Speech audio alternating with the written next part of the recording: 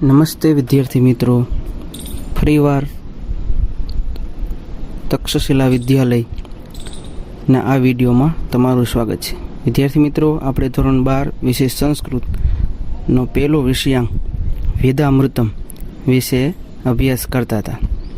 તેમાં આપણે જોયું હતું કે વેદામૃતમ જે આપણો વિષયાંક છે એના ચાર શીર્ષકથી આપણા પાઠ્યપુસ્તકમાં લીધેલા છે. જેમાં પ્રણામાંજલિના 2 શ્લોકો જે છે તે આપણે અથર્વવેદના જે છે તે આપણે જોયા હતા.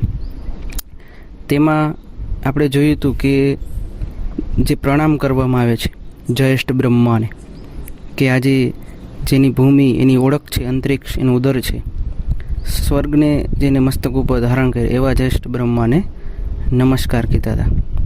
બીજું આગળ બીજા મંત્રમાં કીધું હતું કે આજે સૂર્ય અને ચંદ્ર જેમની આંખો છે, જેમના નેત્રો છે, અને અગ્નિને જેને મુખ બનાવ્યું છે આવા જયેષ્ઠ બ્રહ્માને નમસ્કાર કીધા. વિદ્યાર્થી મિત્રો, આ મંત્રોમાં આપણે જોયું કે એ મંત્રોમાં જે શબ્દો છે તેમાં આપણે એક આડી લીટી, ઊભી લીટી જોવા મળે છે. તો આપણે એક પ્રશ્ન થાય કે ખરેખર એ શું હશે? તો વિદ્યાર્થી મિત્રો, જ્યારે આ આડી લીટી અને ઊભી લીટી જે રેખાઓ જે છે તે આજે મંત્રોનું જે ઉચ્ચારણ એટલે કે સ્વરના ચિહ્નો જોવા મળે છે. આજે સ્વર જે છે તે 3 પ્રકાર કીધા છે, 3 સ્વરો કીધા છે. એક તો ઉદાત્ત, અનુદાત્ત અને સ્વરિત. આજે જે ઊભી લીટી જે જોવા મળે છે તે સ્વરિત સ્વર છે, અને જે અક્ષરની નીચે જે આડી લીટી જે જોવા મળે છે તે અનુદાત્ત સ્વર છે. જ્યારે ત્રીજો સ્વર એટલે કે ઉદાત્ત, તેનું કોઈ ચિહ્ન હોતું નથી. તો આવી રીતે જ્યારે વેદોનું ઉચ્ચારણ કરતી વખતે જે આરોહ-અવરોહ જે સ્વરો જે જોવા મળે છે તેના એ ચિહ્નો જોઈ શકાય છે. આગળ જે બીજો જે શીર્ષક આપવામાં આવ્યું છે પ્રાર્થના. પ્રાર્થના જે છે તે આજે કોઈ દેવી દેવતાઓની માગણી, કંઈક ઈચ્છા પૂર્તિ માટે પ્રાર્થના કરવામાં આવતી હોય છે. અહીં પણ જોઈએ કોને પ્રાર્થના કરી છે, તો ઇન્દ્ર શ્રેષ્ઠાની દ્રવિણાની દેહી ચિત્તિમ દક્ષસ્ય શુભગત્વમ અસ્મે પોષમ રયિણામ અરિષ્ટિમ તનુનામ સ્વદમાનમ વાચ સુદિનત્વમ અનામ. અહીં આ જે મંત્ર ઋગ્વેદ જે છે તો એમાંથી લેવામાં આવેલો છે. તે ઋગ્વેદમાં આપણે જોઈ શકાય કે ઋગ્વેદમાં મંડળ 2 21મું સૂક્ત અને 6ઠ્ઠો મંત્ર અહીં આપેલો છે. એમાં અહીં જોઈ શકાય કે ઇન્દ્ર ભગવાનને પ્રાર્થના કીધી છે. શું કીધું છે કે ઇન્દ્ર એટલે કે ઇન્દ્ર, શ્રેષ્ઠાની એટલે કે શ્રેષ્ઠ, દ્રવિણાની એટલે કે દ્રવ્ય, ધન, સંપત્તિ, દેહી એટલે કે આપો. હે ઇન્દ્રદેવ, શ્રેષ્ઠ ધન આપો. ચિત્તિમ એટલે કે પ્રસિદ્ધિ, દક્ષસ્ય એટલે કે દક્ષ, જે કોઈ પણ કાર્યમાં જે નિપુણ હોય, જે દક્ષ હોય તેની વાત કરવામાં છે, એટલે કે કર્મમાં નિપુણ જે છે તે. શુભગત્વમ અસ્મે એટલે કે અમને, શુભગત્વમ એટલે કે સૌભાગ્યને, અહીં એ અર્થમાં છે. એટલે કે હે ઇન્દ્રદેવ, અમને શ્રેષ્ઠ દ્રવ્ય આપો, કર્મની નિપુણતાની પ્રસિદ્ધિ ને સૌભાગ્યને ધારણ કરાવો. શું કીધું છે કે હે ઇન્દ્રદેવ, અમને ઉત્તમ પ્રકારનું ધન આપો, કર્મની નિપુણતાની પ્રસિદ્ધિ અથવા તો અને સૌભાગ્યને ધારણ કરાવો. એના પછી કીધું છે કે પોષમ રયિણામ અરિષ્ટિમ. પોષમ એટલે કે સમૃદ્ધિ એવા અર્થમાં છે. બીજું પોષમનો અર્થ થાય પુષ્ટિ પણ થાય. રયિણામ એટલે કે સંપત્તિની એવા અર્થમાં અહીં લીધેલું છે, જે ધન સંપત્તિની વાત કરવામાં આવી છે. ને અરિષ્ટીમનો અર્થ થાય નિરોગી અથવા તો અહિંસા પણ થાય.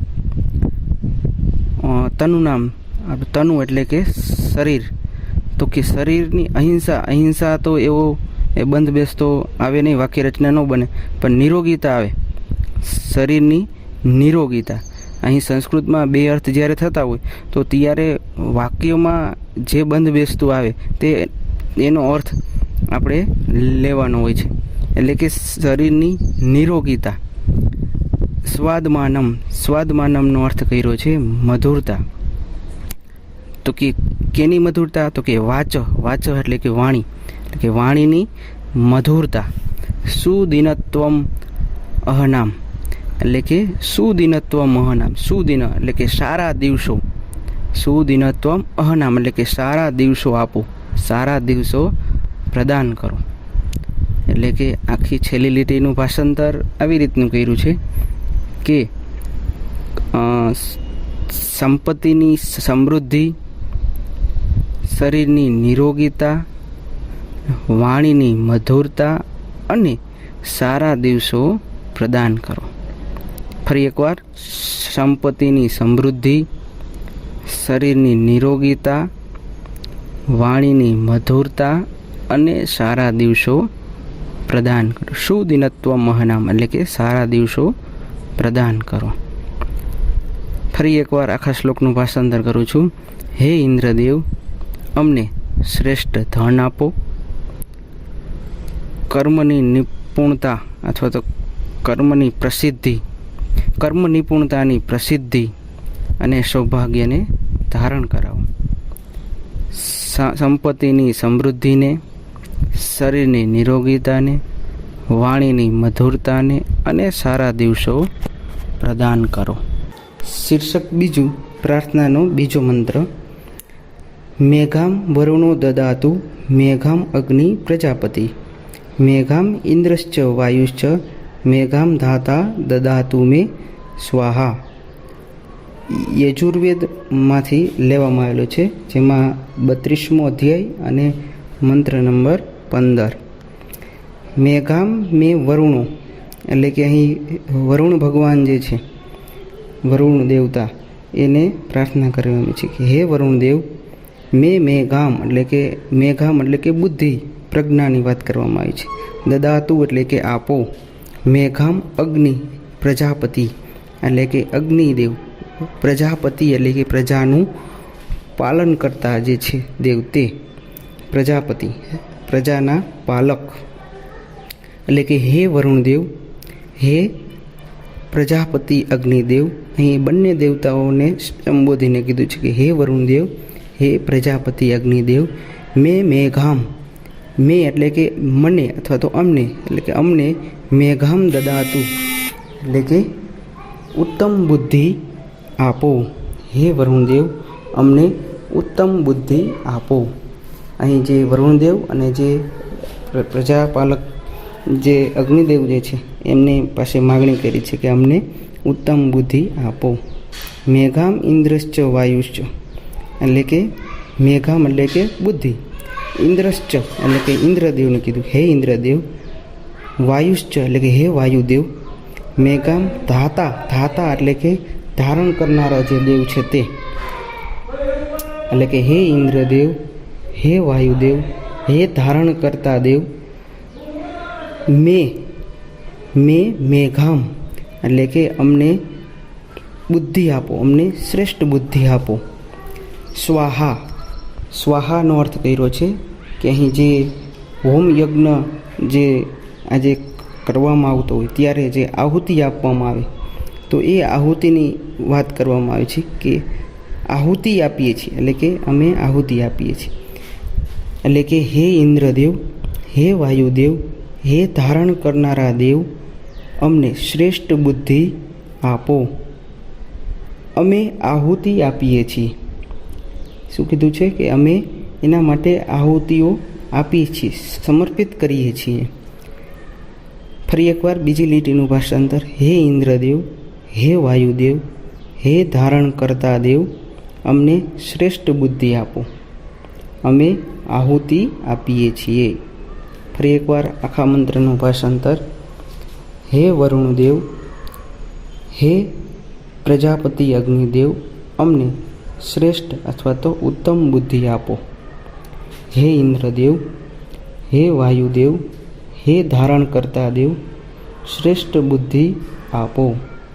અમે આહુતિ આપીએ છીએ. ફરી એકવાર બંને શ્લોકોનું ભાષાંતર જોઈ લઈએ.